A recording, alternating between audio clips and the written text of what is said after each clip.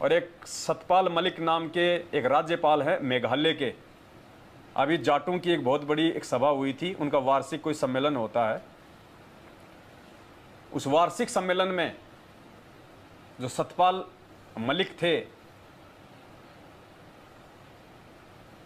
मेघालय के राज्यपाल पुण्यात्मा, उन्होंने क्या स्टेटमेंट दिया है। आप ये भविष्यवाणियां समझ लेना, ये कोई छोटी मोटी बातें नहीं हो रही है। पुण्यात्माओं, जिस नगर से परमेश्वर के बच्चे, क्योंकि वर्तमान में सतगुरु रामपाल जी भगवान के जो भगत हैं, जो शिष्य हैं, जो बच्चे हैं, वो कोई सामान्य व्यक्ति नहीं है, सामान्य आत्माएं नहीं हैं। ये दुर्वासा ऋषि जो श्री कृष्ण जी के गुरु थे और वशिष्ठ ऋषि जो रामचंद्र जी के गुरु थे, उनसे भी बढ़ के अव्वल दर्जे की आत्माएं हैं जो सात संगतियों में आती हैं। क्योंकि इस मार्ग में केवल भेख नहीं है, दिखावा नहीं है। 300 रुपए के कोई लाल कपड़े पहन ले, गले में 150 रुपए की रुद्राक्ष की माला डाल ले, तो हम सोचते हैं कि ये महात्मा है, ये संत है। नहीं, परमात्मा ने कहा कि संत की पहचान, भगत की पहचान उसके वस्त्रों से नहीं होती है, ज्ञान से होती है। तो पुण्यात्माओं, परमेश्वर ने ज्ञान देके और हमारे भक्ति संस्कारों को मजबूत करके आज हमें असली योगी की श्रेणी में लाके खड़ा कर दिया है। असली योगी, जिस योग को वशिष्ठ और दुर्वासा जैसे महान ऋषि भी प्राप्त नहीं कर पाए, वो योग, वो भक्ति, वो साधना परमात्मा ने हमें प्राप्त करवा के उनसे भी ऊपर के दर्जे में लाके खड़ा कर दिया। तो ऐसी आत्माएं जिस नगर से भूखी जाएंगी और जिन मनवश काल प्रेरित लोगों की वजह से जाएंगी, पुण्यात्माओं, सत्यानाश होना निश्चित है।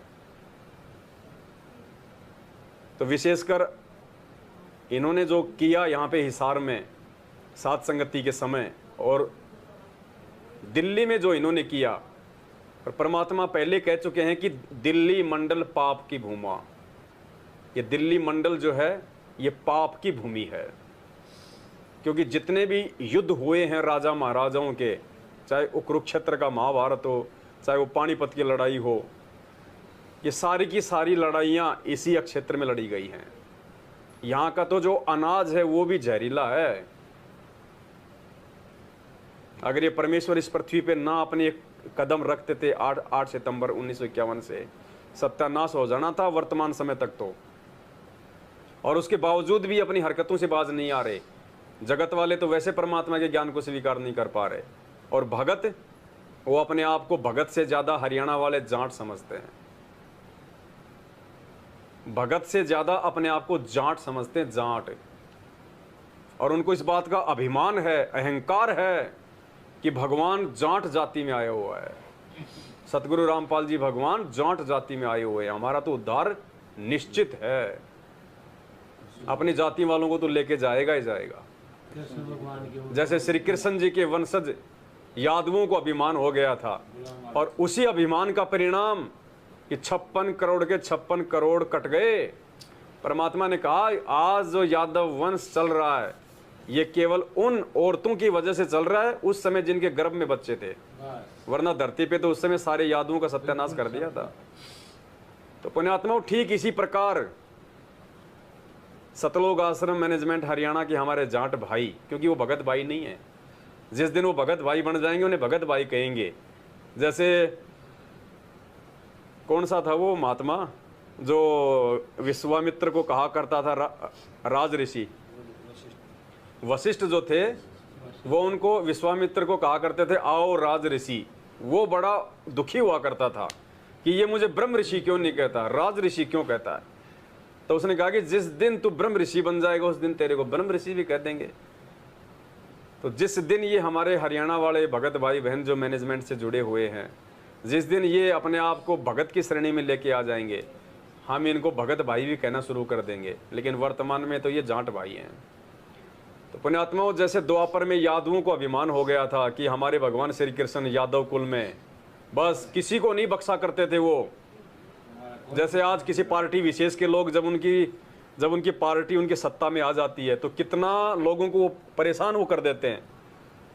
ठीक इसी प्रकार द्वापर में यादवों ने श्री कृष्ण जी के ऊपर आधारित होके और लोगों को दुखी करना शुरू कर दिया था, लोगों को सताना शुरू कर दिया था, और उस अभिमान और अहंकार के चलते उनका सत्यानाश हुआ। पुण्यात्मा, वही कहानी दोहराई जाएगी हरियाणा में। देखो, भगत की तो कोई जाट जाति होती नहीं है। जो भगत बन गया वो तो अपना बुरा मानेगा नहीं, चाहे वो जाट समाज से है, चाहे वो धानक समाज से है। और जो भगत नहीं है उसको बुरा लगे तो हमें कोई फर्क नहीं पड़ता है। तो पुण्यात्माओं, इस हरियाणा की जाट जाति का सत्यानाश होना निश्चित है, ये निश्चित मान लेना आप। और मैं नहीं कह रहा, ये जाट जाति का, और जाटों की संसद में, जाटों की सभा में अभी 2 महीने पहले सत्यपाल मलिक, जो जाट जाति से है, मेघालय का राज्यपाल है, उसने भरी सभा में मीडिया के सामने पूरी दुनिया को कहा है और जाटों के सामने कहा है। और क्या कहा है, ये ध्यान से सुन लेना, ये भविष्यवाणी समझ लेना पुण्यात्माओं। परमात्मा अपने मुख से कहे तो लोगों की बुराई मोल ले, जाटों के मुख से ही परमात्मा ने कहलवा दिया है। ध्यान से सुनिएगा। कि पढ़ाई पे खर्चा करोगे तो आपकी नई पीढ़ी खड़ी हो जाएगी और आप बहुत दूर तक जाओगे। मैं कह रहा हूं आप पे कुछ नहीं है, सिर्फ यही एक रास्ता है जिससे आप आगे बढ़ सकते हो। मैं बहुत लंबा कर गया।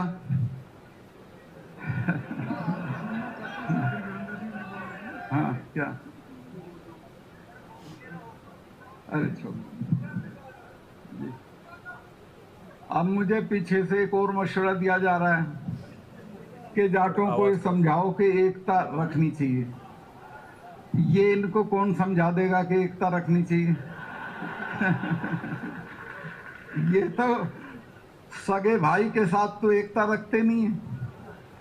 मुझे वो है जिसने ये हीर रांझा लिखी है, उसका नाम है, नाम भूल जाता हूं मैं, वारिस शाह, सही कह रहे हैं। वारिस शाह ने लिखा कि जाट में 17 अवगुण होते हैं। वो सारे तो मैं आपको गिनाऊंगा तो मेरे स्टेज पे जूते आएंगे, वो मैं नहीं गिनाऊंगा, लेकिन 3 गिना रहा हूं। एक तो ये कि अपने सगे भाई के साथ भी न्याय नहीं करेगा। दूसरा ये कि अपने भाई के दूसरे की जूतियों में बैठेगा, भाई के सिंहासन पे नहीं बैठेगा, और कभी न्याय नहीं करेगा। तो इससे निकलो, मिल के चलो, एक दूसरे की मदद करो, छोटी मोटी चीज़ों पे झगड़े मत करो, मुकदमेबाजी मत करो और आगे बढ़ो।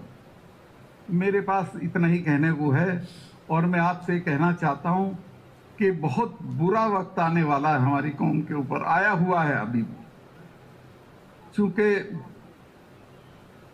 धरती भी हमारे खिलाफ है, धरती भी खिलाफ है जाटों के। अगर मिल के रहेंगे, हिम्मत से रहेंगे, एक दूसरे की मदद करेंगे तो दुनिया में कोई हमको नहीं मिटा सकता।